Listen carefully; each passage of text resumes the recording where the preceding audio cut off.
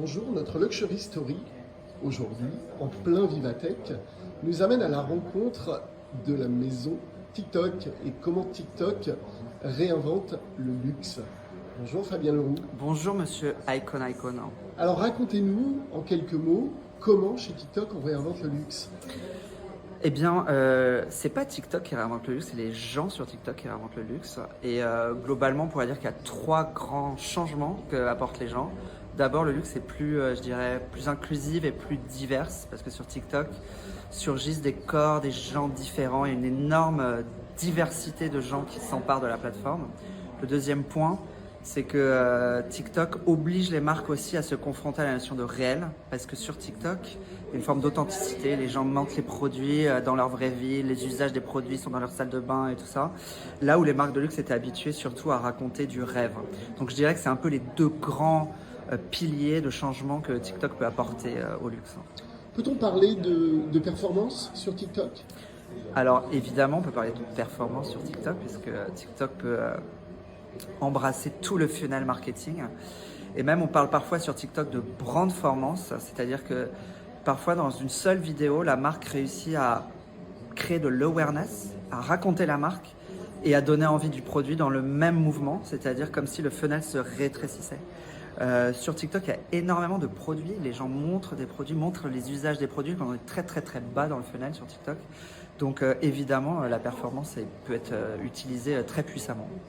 Alors, on sait TikTok être une plateforme très visuelle et une des questions qui peut se poser quand on est dans le luxe, c'est comment raconte-t-on son histoire, c'est le storytelling d'une marque sur un support comme TikTok, sur un réseau social comme TikTok.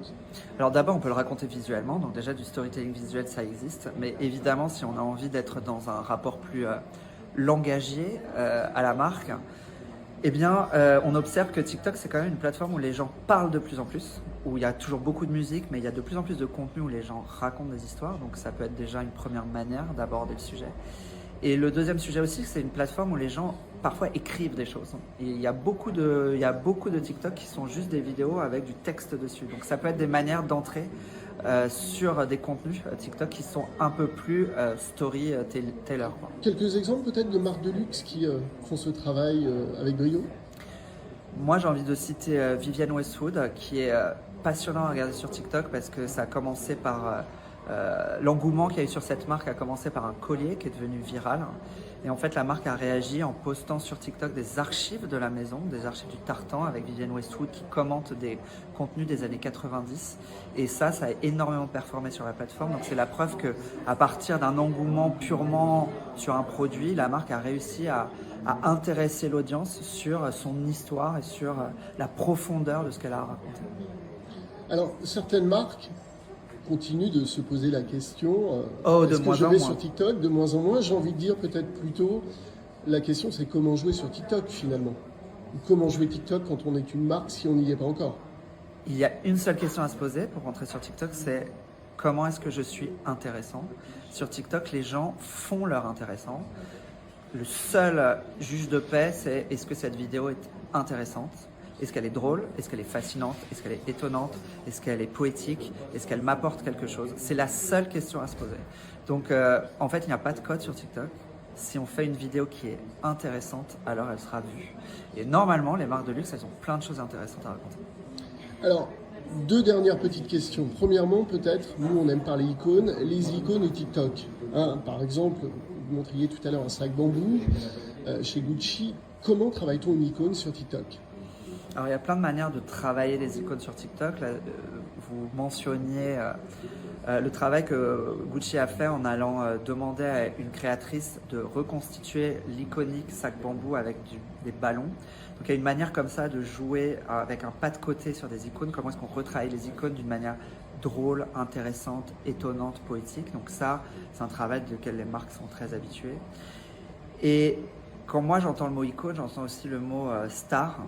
C'est aussi un point très important, c'est que les marques de luxe, elles ont accès à des ambassadeurs et des ambassadrices qui sont très puissantes. Et TikTok, c'est une plateforme de divertissement dans laquelle les gens adorent consommer du contenu, où il y a des stars, où il y a des chanteuses, où il y a des chanteurs, où il y a des gens, des acteurs. Et ça aussi, c'est une manière assez simple d'iconiser la marque en étant très pertinent sur la plateforme. Alors on va finir par un petit tips. On a les défilés hommes et les défilés haute couture qui arrivent à Paris, après Vivatech. Alors, si vous étiez une marque de luxe, comment joueriez-vous votre présence sur TikTok à l'occasion de ces défilés?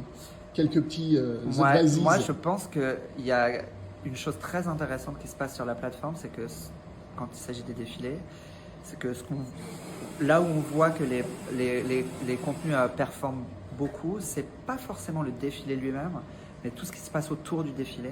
Donc la préparation, donc les mannequins qui arrivent en retard, mais aussi l'énergie qu'il y a pendant le défilé dehors, des gens qui ne rentrent pas dans le défilé, mais qui attendent les stars qui sortent et qui ont toute cette énergie péri-défilé. Ça, c'est un énorme vivier de contenu hyper excitant, intéressant et un peu nouveau.